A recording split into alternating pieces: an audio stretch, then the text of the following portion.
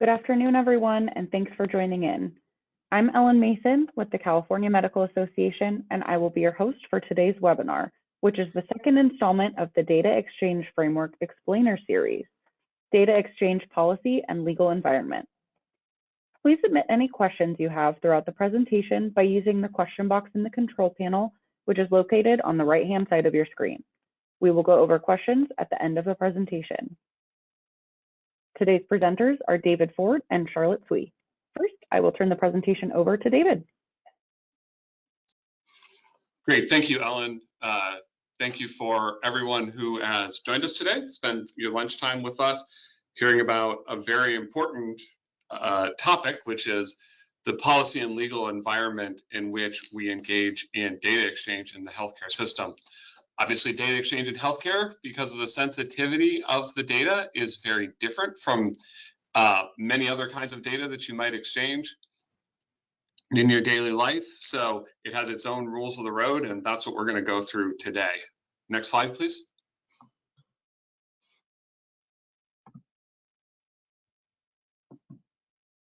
There we go. So just very quickly, this is me, David Ford. I am the Chief Executive Officer of a subsidiary of CMA called CMA Physician Services. We provide practice transformation support to primarily small physician practices, although we also support some community health centers and a few others. I also carry the title here at CMA of Vice President of Health Information Technology, where I manage all things health information technology, like data exchange, electronic health records, electronic prescribing, which is what, of course, brings me to this webinar. And I am happy to be joined today, if we can go to the next slide, by Charlotte Tsui from CMA Legal. And Charlotte, if you're on, if you want to just introduce yourself real quickly. Hi, everyone. I'm Charlotte Tsui, and I am one of the attorneys here at CMA. I support our contracts efforts as well as legislative issues relating to privacy, which is what brings me here today, and women's health, medical staffing issues, and scope of practice. And great. I am, will do my best with the slides here. Here we go. So great. Thank you, Charlotte, and thank you for being here. This is obviously a very important legal topic, and we're happy to have CMA Legal on hand to talk about it.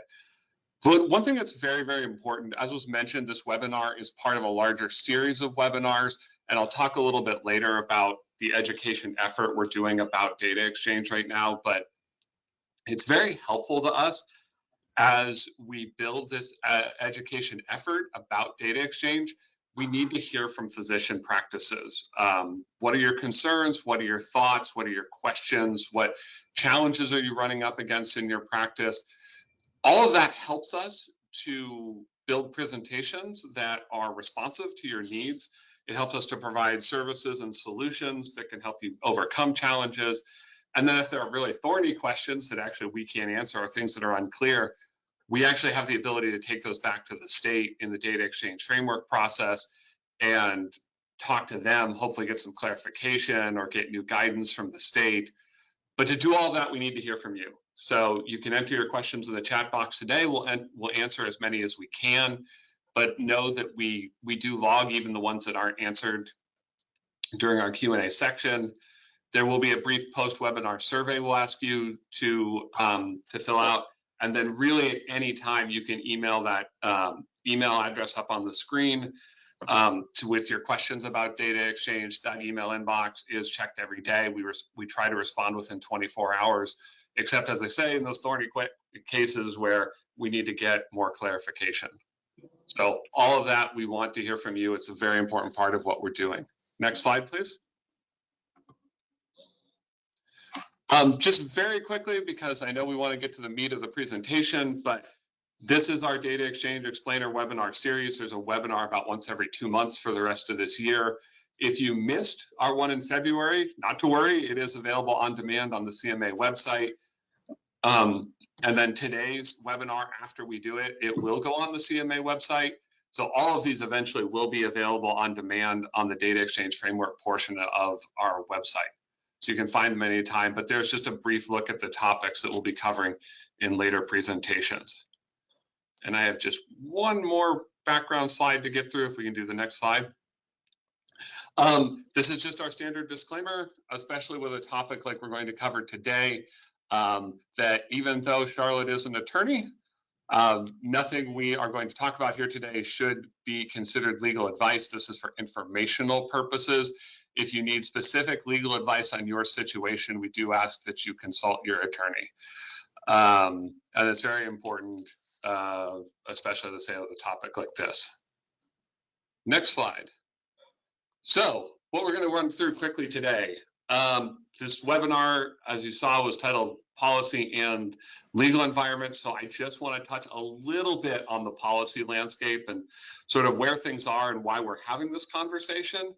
And it's after that that I'll hand it over to Charlotte for, so I'm policy environment, she's legal environment, what we're calling the rules of the road of data exchange. Because we know we get a lot of questions from physicians about what's going on in data exchange, how HIPAA, CMA, how they factor into it. So that's what Charlotte's going to talk about today. And then, as I said, we try to leave about 10 to 15 minutes at the end for Q&A.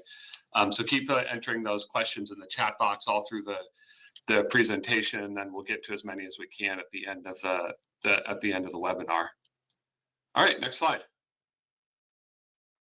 So one thing I will say is, as we look at the policy landscape of data exchange, is that I call it a shifting landscape. It is changing very quickly, both at the federal and at the state level. There's been a lot of action over the last 4 or 5 years in particular, where public policy is changing, and it's very much moving in some very specific directions. One, it is definitely moving in the direction of more data exchange, not just encouragement, not just what we've seen for the last 10 years or so, but actual specific requirements in law about data exchange, how data needs to be exchanged, what data needs to be exchanged.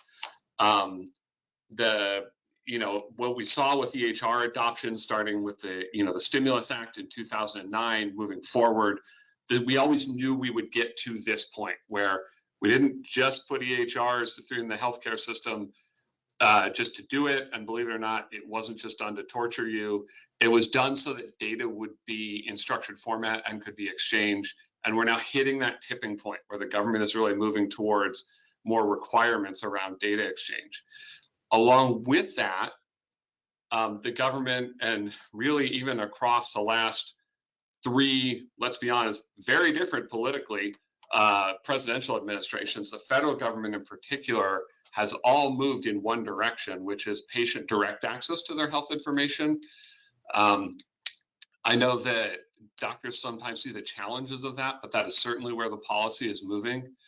And then the third big trend we see is inclusion of non-clinical data, which you might hear referred to as SDOH, social drivers of health, or sometimes social determinants of health. This is including things in a person's longitudinal record, like housing insecurity, or that they may have struggled getting food on a regular basis. And what's important is and I think Charlotte's going to talk about this later, is that involves data exchange with some folks who might not be covered by HIPAA or CMA, who may not be part of the traditional clinical data exchange process. So that's really important, but it's a big trend that is going at all levels of government. 2 main policy issues I'm going to touch on very quickly. One, the federal information blocking rules. And then we'll talk a little bit, just very briefly, about the California data exchange framework. I don't want to dwell on either of those today because we are going to have other webinars that cover them more broadly, but just to touch on them to set the basis for Charlotte's talk. Next slide. Okay, so quickly, information blocking rule. Here, you see the bipartisan nature of this, signed by the 21st Century Cures Act, signed by President Obama, rules written during the Trump administration, now being implemented by the Biden administration, and yet it stayed pretty consistent all the way through all of that. The act defines information blocking, greatly expands the rights of patients to see their own health information, including, and if you're a physician, this is the one that I know gets talked about a lot, so-called open notes, allowing patients to see your clinical progress notes. Don't shoot the messenger. I know physicians have some mixed views on that one, but this is what happened. It's in that law. There was a final rule that came behind the act called the information blocking rule that actually defines some exceptions to when patients are allowed to view their information or when information can be withheld. The penalties for not complying with this rule are not yet specified, and you can see an FAQ on the CMA website about information blocking. Next slide. So seeing what was happening at the federal level in information blocking about 2 years ago, California Health and Human Services, in a piece of legislation called AB 133, kind of picked up the baton and created what's called the California Data Exchange Framework. Now, this is not a centralized repository. It is not a statewide HIE. It's a legal framework that's supposed to facilitate data exchange in California, including with those people I mentioned before, those SDOH, that SDOH data. If you've heard about this one, it's probably because there is a single data sharing agreement that is in an online portal that was put up by California Health and Human Services that practices were required to sign by January 31st of this year. If you didn't, don't worry, there aren't penalties yet, but by law, that was what was supposed to happen. About 1,500 entities have signed so far. And there's a lot of information about the data exchange framework on the CMA website.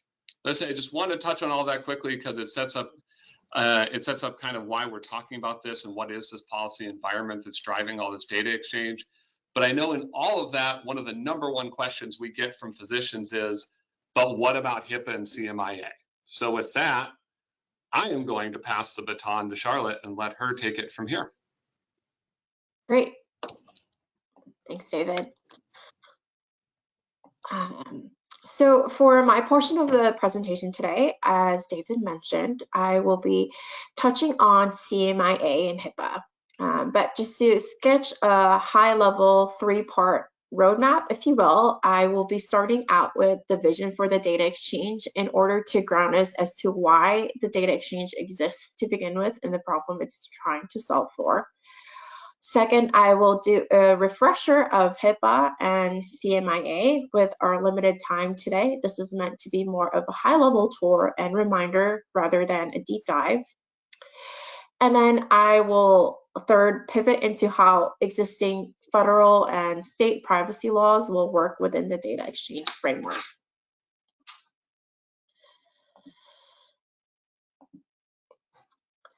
So as David already mentioned, the data exchange framework was created in 2021 by Assembly Bill 133, AB 133.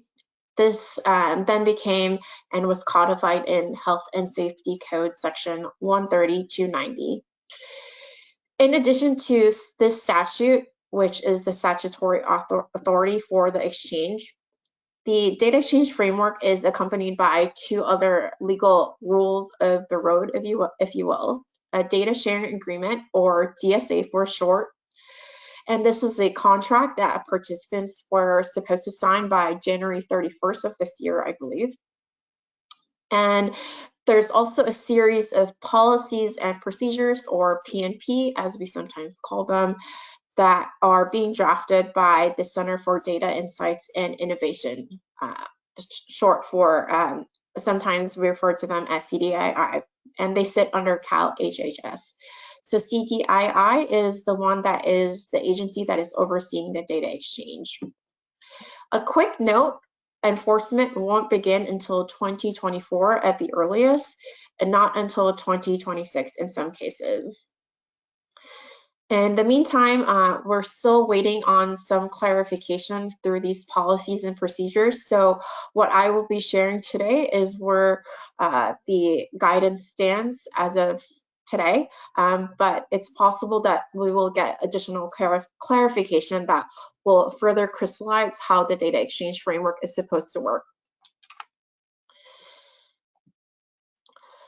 So to start with, I wanted to ground us with the vision behind the data exchange framework because it's important in answering some of the concerns that we're hearing from our physician members as to, is the data going to be protected?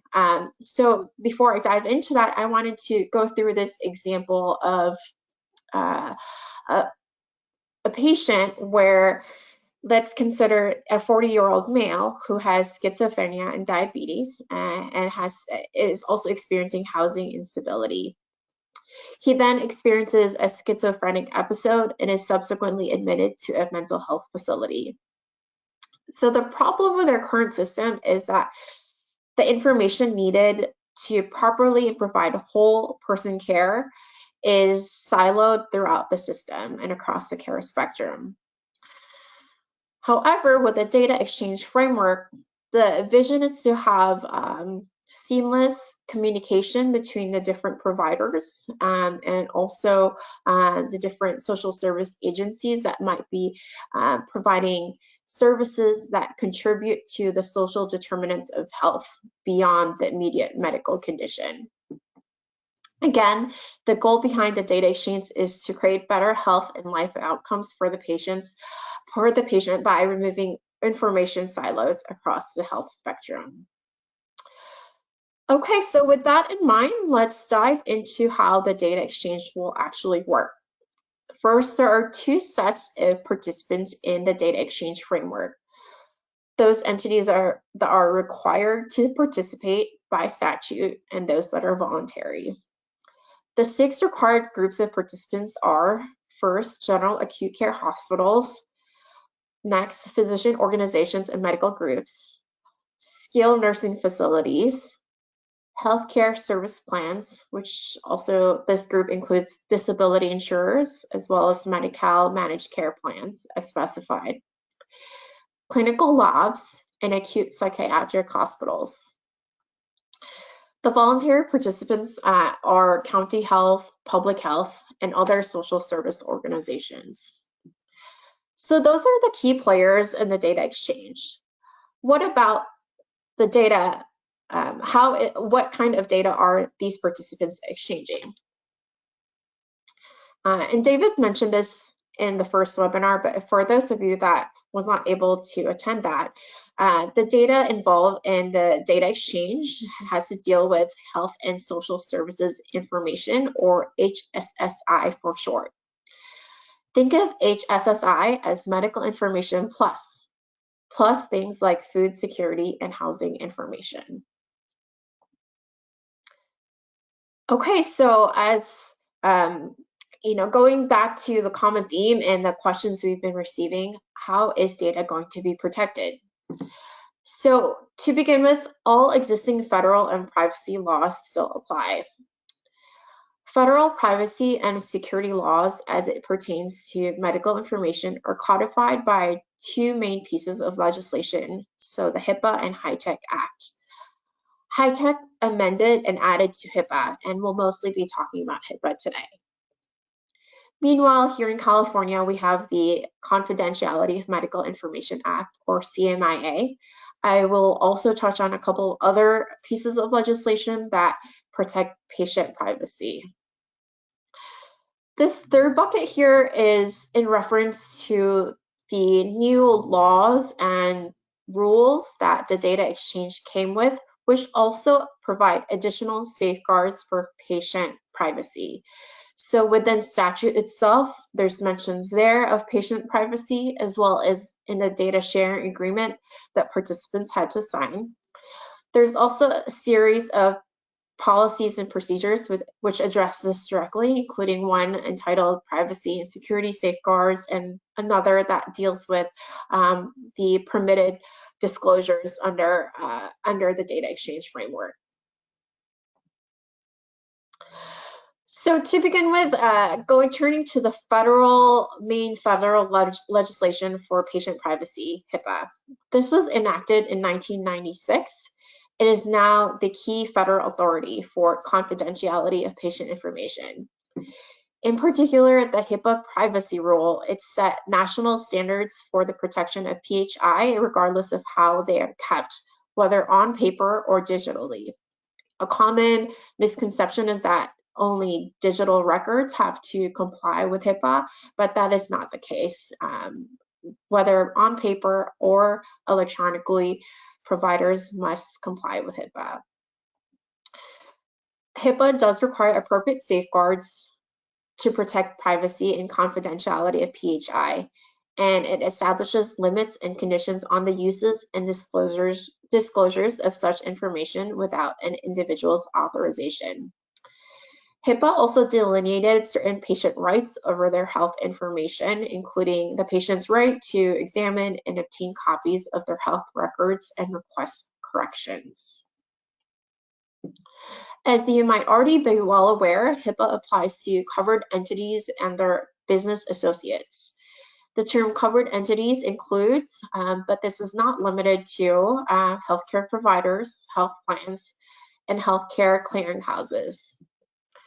Meanwhile, a business associate is a person who creates, receives, maintains, or transmits PHI on behalf of the covered entity. Business associates include EHR vendors, health information organizations, and consultants that might receive and maintain PHI, again, on behalf of the covered entity. These covered entities, as well as their business associates, must have BAA or business associate agreements in place that require the business associate to abide by the same strict security safeguards delineated in HIPAA.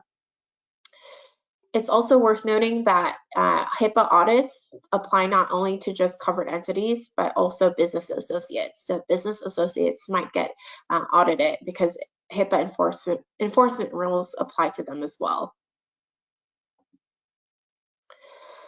A major purpose of the HIPAA privacy rule is to define and limit the circumstances in which an individual's PHI may be used or disclosed. So when it comes to the data exchange, it's important to remember that HIPAA already contemplates scenarios for disclosing PHI and without requiring the patient's authorization. In particular, a covered entity may use and disclose PHI for treatment, payment, and healthcare operation activities, which is often referred to in shorthand as TPO. In addition, there is such a thing called the HIPAA minimum necessary rule, and this applies to uses and disclosures of PHI that are permitted under the HIPAA privacy rule, including the accessing of PHI by healthcare professionals and disclosures to business associates and other covered entities. Under this rule, the covered entity must use reasonable efforts, and I'm quoting the regulatory language, to ensure that uses and disclosures of PHI is limited to the minimum necessary. So as opposed to sending over the entire medical record, it's really just the portion of the medical record that is to be sent over in relation to the request that's been received. So turning over to California law, the principal California statute is CMIA, Confidentiality of Medical Information Act. And interestingly, the CMIA was actually created in 1981, before HIPAA. So California was already thinking about this way before the federal regulators were. The CMIA's definition of medical information is more specific than HIPAA's PHI, in that here in California, we define medical information and tie that to medical history and the mental or physical condition of the patient. Meanwhile, the HIPAA privacy rule applies to all protected health information. The PHI under HIPAA is broader and virtually encompasses all information that is individually identifiable. So similar to HIPAA, there are required and permitted disclosures within CMIA. In fact, there's 9 required disclosures, and these typically involve court orders or search warrants by law enforcement. The permitted disclosure section, meanwhile, there's 24 different types of permitted disclosures, the 2 main ones being the ones that I've listed here, including that information may be disclosed to providers of healthcare, healthcare service plans, contractors, or other healthcare professionals for purposes of diagnosis or treatment of the patient. There's also the permitted disclosure to healthcare service plans for the purpose of administering the plan.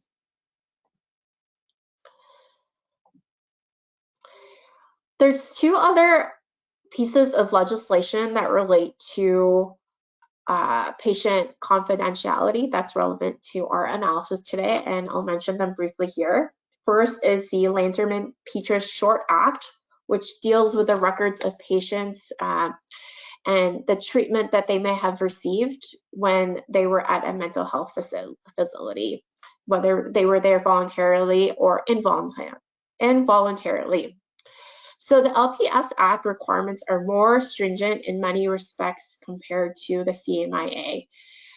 Before LPS records can be released, one must get the authorization of not only the patient, but also the treating physician, other healthcare provider, or an administrative officer responsible for the patient before the requesting party can get that information. So for example, if a patient's mental health records are required by an employer to whom the patient has applied for employment, that disclosure must be authorized by the patient, as well as those actors that I mentioned just now, the physician or some other provider or the administrator that was overseeing the patient while they were at the mental health facility. This limitation also applies to scenarios where a probation officer might be trying to get at the records of a patient from the time when they were at the mental health facility.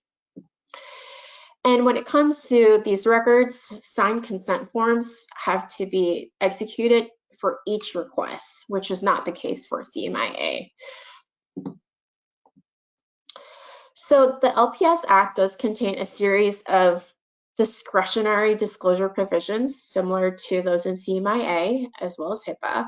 But in this case, these are actually often interpreted very narrowly and much more strictly scrutinized compared to other standard disclosures under HIPAA and CMIA. So just keeping in mind that mental health records are held to a higher threshold here in California. Another set of laws that provide protection of health information here in California is the Patient Health Access to Health Records Act. I will refer to this as PARA for short. So PARA gives patients the right to inspect and copy their medical records. This law is relevant to data exchange participants because it contains protections for minors' patient records under certain circumstances. So PARA prohibits the representative of a minor from obtaining the minor's patient records when the patient records relate to certain services that the minor can consent to. So put another way, if the minor can consent to the healthcare treatment, then the records related to that treatment are protected and cannot be disclosed to a parent or some other third party without the minor's consent. So now that we've walked through HIPAA and CMIA, what does this all mean? In the context of the data exchange, for the most part, actually all the privacy requirements are largely a restatement of what already exists. In fact, in many places, the data exchange just incorporates by reference HIPAA and CMIA and other federal and state privacy laws that already exist. The newer components, and I say this with some caution because in many ways, these components are contemplated by HIPAA and CMIA, but what's perhaps newer to participants in the manner that they've been sharing information before, now the data exchange is pulling in this social services element because social service agencies and community-based organizations are now in the mix as participants that are voluntary to the data services agreement, sharing agreement. And then second, You might now receive and exchange social services information more frequently, like housing and food security. So once again, I want to debunk the myth that the data exchange requires signatories that are HIPAA covered entities to share protected health information, or PHI, with non-covered entities against the law and without protecting the information. This is not true. The DSA does not require a provider to do this. Rather, the data exchange framework permits sharing between a covered entity and non-covered entity when there's valid authorization from the patient or the patient's representative. On the subject of authorization, there are specific rules around what makes for a valid patient authorization. And here's an example of where the data exchange just pulls from HIPAA and CMA, because the policies and procedures around this, and also I believe in the data sharing agreement, it just references that the authorization must follow HIPAA and CMA standards. So what are those HIPAA and CMA standards? So the authorization from the patient must be in plain language. It must be specific to the information being disclosed or used.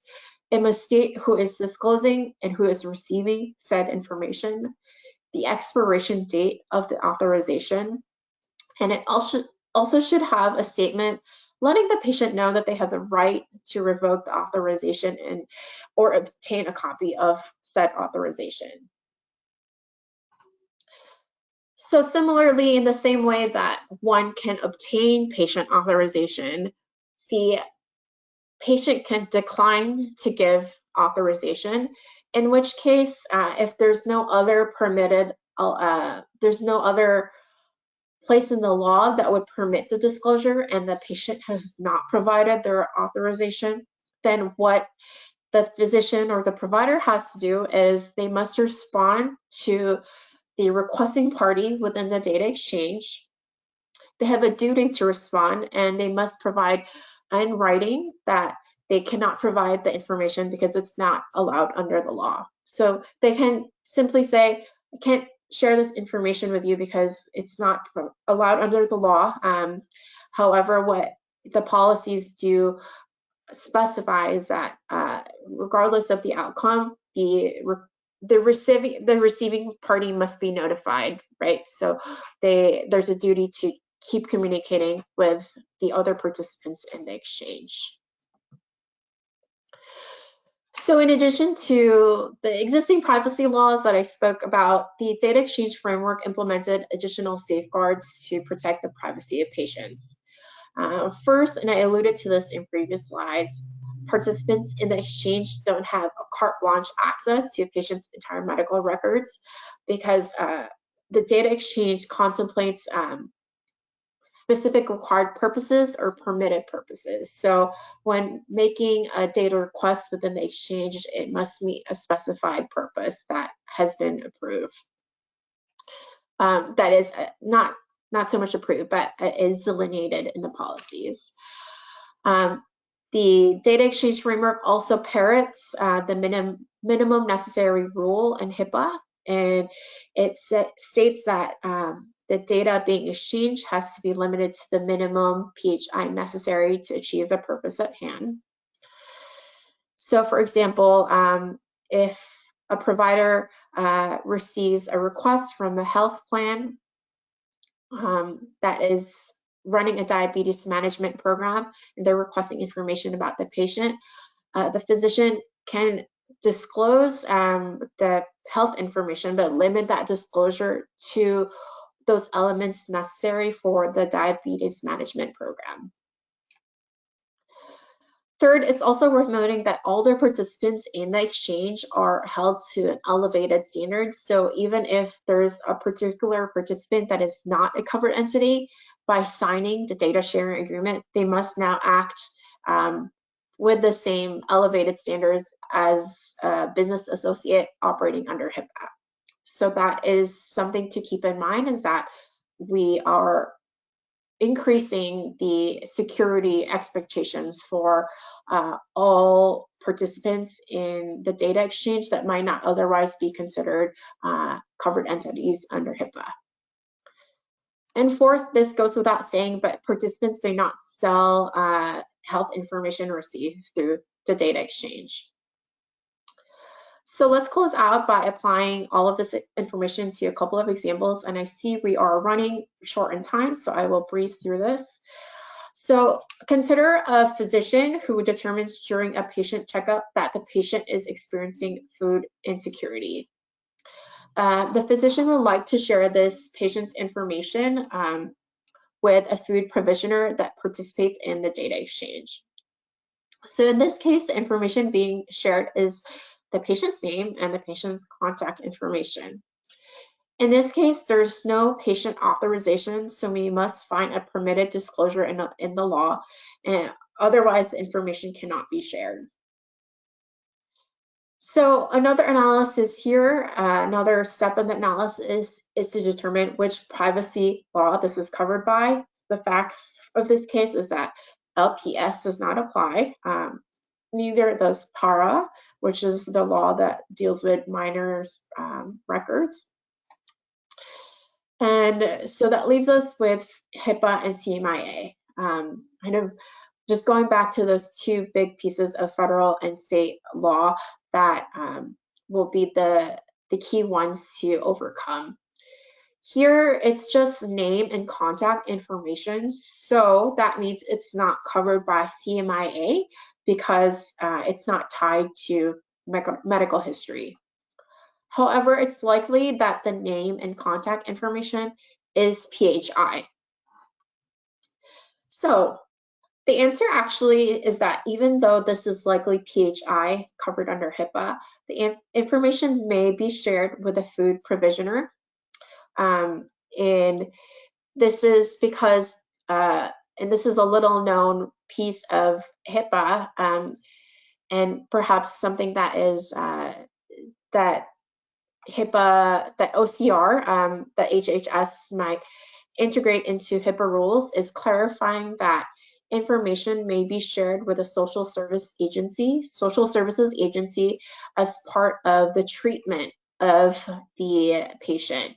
So in this case, and I don't think I clarified, but the patient, is food insecure. So the provision of food services to this particular patient would be in the service of providing treatment for their health. So let's modify that example a little bit.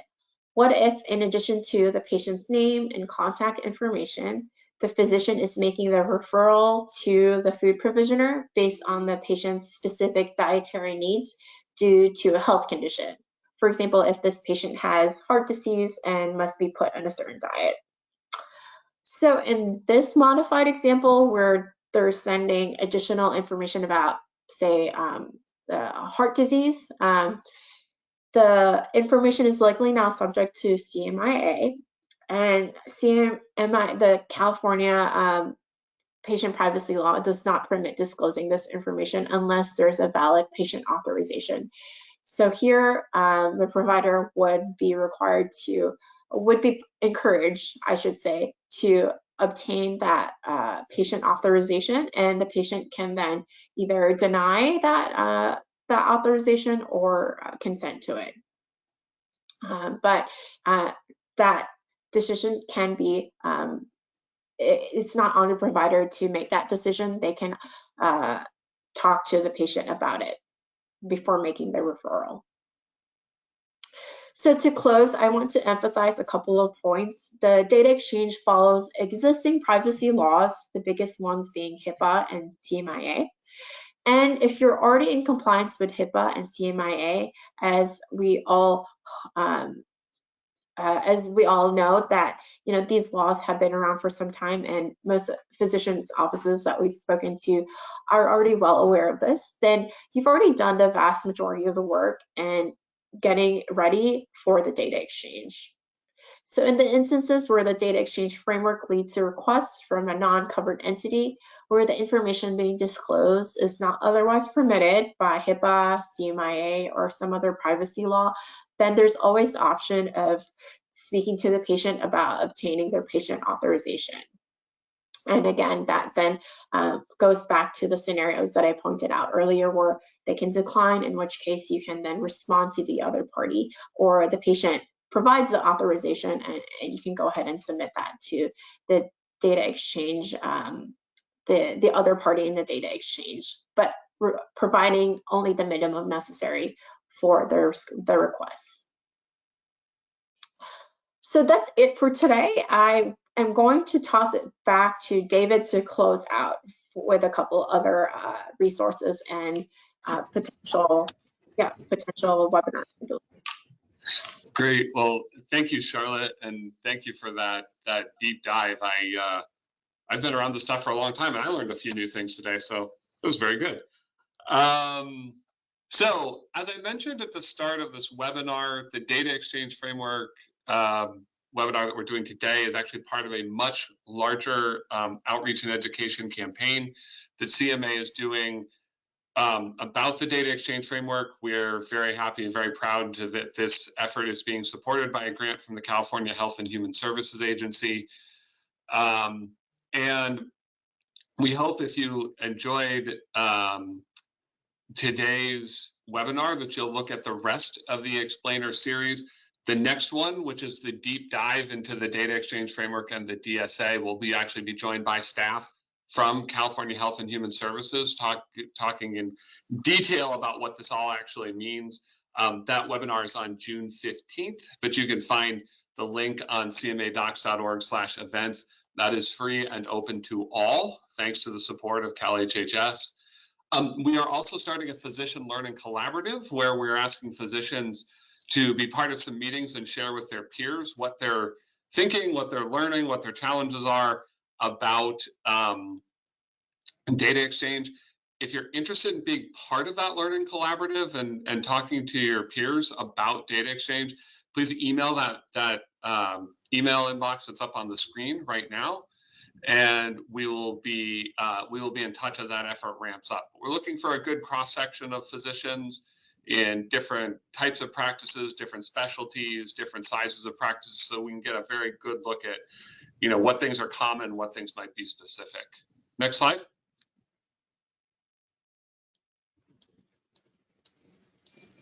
Here we go. Here's some CMA publications and activities you may be interested in. Probably the biggest, one of the most well-known CMA member benefits is what's called CMA On Call, which is CMA's health law library, which is at cplh.org. Has all kinds of information about all sorts of topics related to your practice, but there are definitely some resources in there about patient authorization, chapters on HIPAA, CMIA compliance, again, free for all CMA members. Also for CMA members, you can contact the legal information line and talk to Charlotte and her colleagues with your legal questions. Specific to the data exchange framework, we have put up a page on the CMA website that you see the URL up there on the screen, although you can just go to cmadocs.org and search for data exchange framework and you can get to this page. That's where we're centralizing all of our information about the data exchange framework, including our fact sheet, our FAQs. You can get to the recordings of all of these webinars and find other resources and articles that we've published. And there is some money coming that CMA advocated for technical assistance, specifically for small practices. A little bit TBD on that. We will get more information out as there is more information about how you apply for that funding. Next slide. And then finally, if you're really into health information technology, but you think you'd really like to come to a live in-person event, we invite you all to Sacramento on Monday, May 22nd, which is just a little over a month away, for the first ever CMA Health IT Conference, which we've titled Health IT Powering Value-Based Care. As you see up on your screens, we have national level speakers coming to Sacramento to talk about the intersection of health information technology and payment reform, including all the way up to Vicky Tripathi, the National Coordinator for Health IT at the U.S. Department of Health and Human Services. So the top health IT person in the country. That QR code that's on your screen right now will take you to the registration page. This also is free for CMA members. They're free to attend. So we'd love to have you there or the appropriate person from your practice. With that, I think we're done with our presentation, and we, right on time, give ourselves about 10, 15 minutes to answer some questions. So Ellen, take it away. All right, thank you both. Here's our first question. We are a group practice and 4 of our physicians do not want to learn how to use an EHR. What will happen to these doctors? Will there be penalties? So I should say, under the data exchange framework, at least right now, there are no penalties for not participating. We expect that is coming. Eventually, what's likely to happen is at some point this year, the state is going to name a governing board over the data exchange framework, and once that governing board is named, they may have some sanctions of some sort for physicians who don't participate.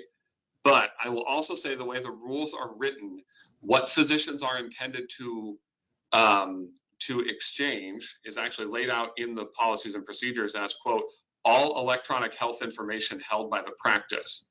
So, interestingly, by a plain reading of the statute, a paper-based practice does not hold electronic health information unless you have some minor information like a practice management system. So because of that, and that's the way that's written, the state's still deep in discussions about what to do with paper-based practices, but at the moment, you actually can't comply with the data exchange framework, but you also hold no electronic health information. So we know that's going to be an issue. There are a small number of physicians who are still paper-based, but for the most part, I wouldn't lose a lot of sleep about it, but TBD.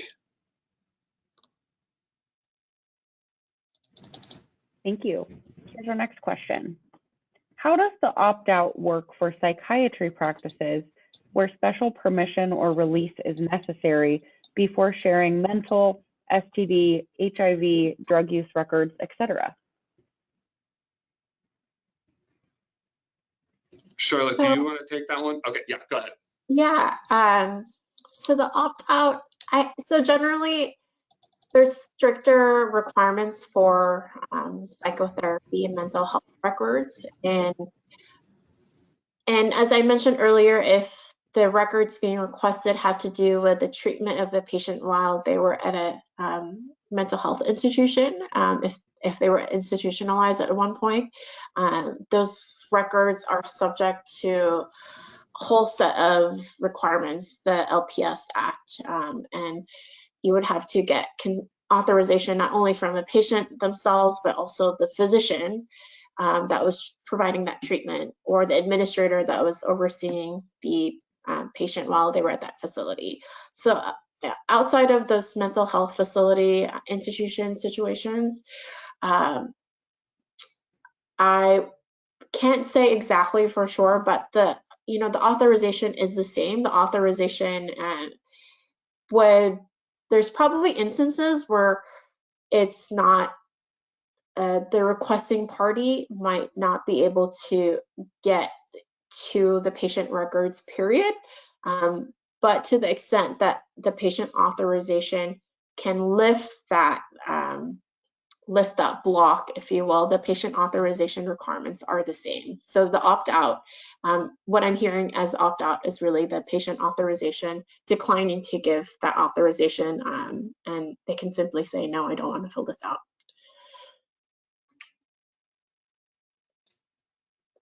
Here's our next question.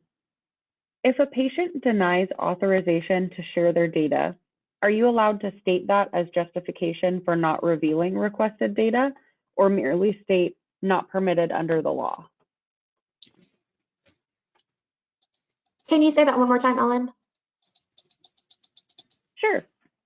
If a patient denies authorization to share their data, are you allowed to state that as justification for not revealing requested data, or merely state not permitted under the law? That's a good question. So the policies and procedures for the data exchange, the exact language in there is more along the lines of not permitted under the law. So they don't have to specify that you can just keep it at that. You don't necessarily need to specify patient refuse authorization. Perfect. Next question. How do I know if the organization I am sharing data with has signed the DSA?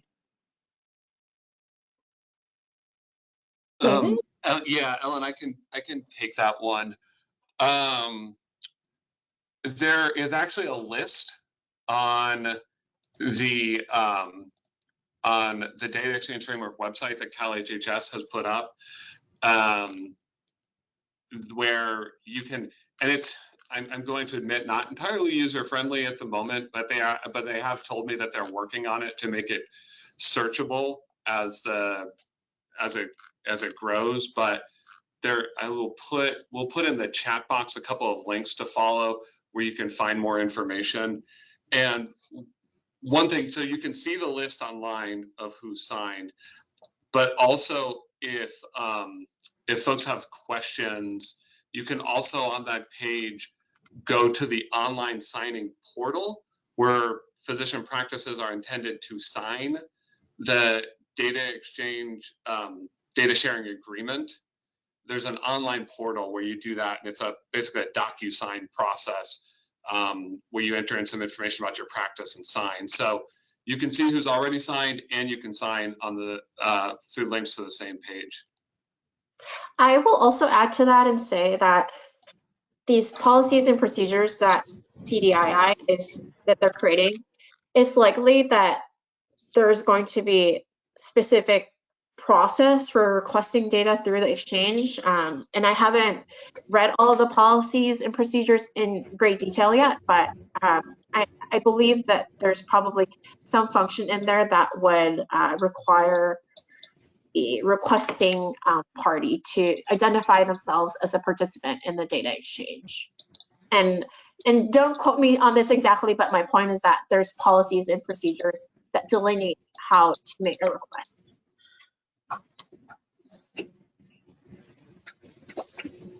Our next question, how can patients opt out of the data exchange framework?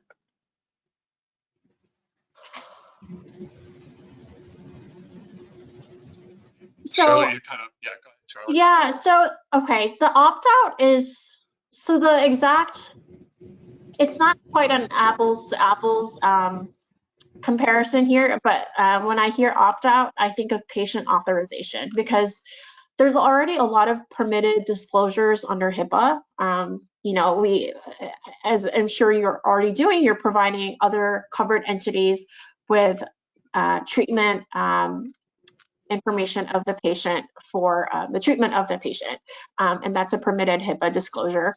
And there's instances where if it's not an automatically permitted disclosure, then you can ask the patient for their authorization, and that's where I think, in my mind, the opt-in comes in. And I did include the different elements of a valid authorization in the slide deck.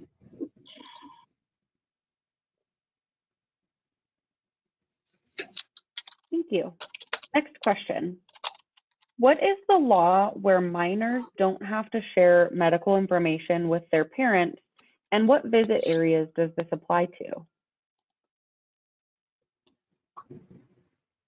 So Charlotte, I can start on that one, and maybe you'll have something to add. Yeah.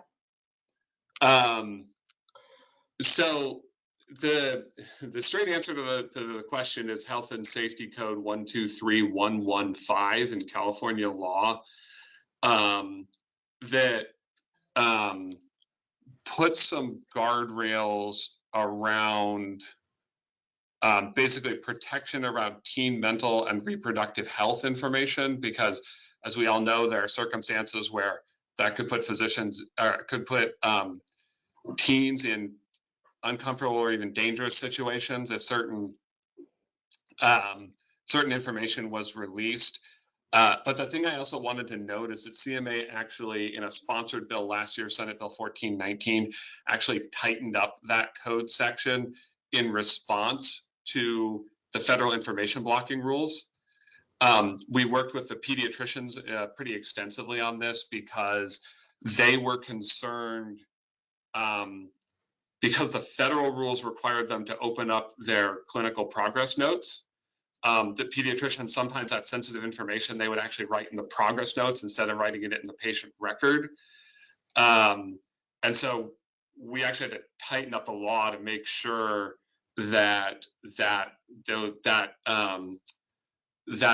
information was very, very protected.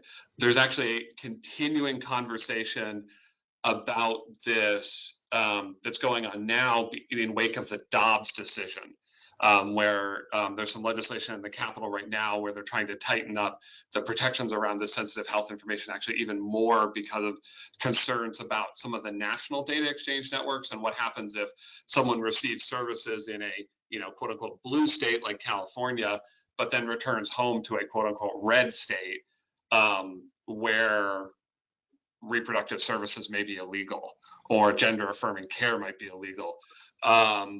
And the nice part is that the federal information blocking rule actually defers to state law. So we have the ability in state law to make our law more restrictive than what the federal statute actually requires. So that's kind of overview. Charlotte, I don't know if you had anything you wanted to add on that one. I think that summarizes it well. Okay, next question. Are there resources available to help my practice upgrade technology and train staff to ensure I can comply by the implementation deadline? So yes, and I guess I would say there will be. So as I mentioned before, there is some funding that CMA lobbied for in last year's state budget to provide support specifically for practices that might have difficulty complying with the data exchange framework to help. And the main thrust of the funding is actually to defray the upfront onboarding costs of connecting to a health information organization, because those can be pretty substantial, as some of you may know if you've ever looked at onboarding. So there are going to be grants available, and I'm going to put another link in the chat box, Ellen, that you can share with everyone. There's a one-pager that CHHS has put up sort of describing the grant program. And then there's some webinars coming up that CHHS is doing to do a broader overview of and talk about how practices apply for these grants. And CMA will make that information widely available as soon as we have it. Great, thank you. That is all the time that we have for questions today. We have recorded today's webinar and it will be available on demand on our website tomorrow with a link to download the slide deck. A brief survey will pop up after the webinar ends. We would greatly appreciate your feedback. All of our upcoming webinars can be found on the CMA homepage or at cmadocs.org/events. Our next webinar on Thursday, April 20th is Introduction to Value-Based Care for Physicians. Recordings of past webinars can also be found on the CMA website at cmadocs.org/webinars. Contact us directly at events@cmadocs.org with any questions that you have. Thank you.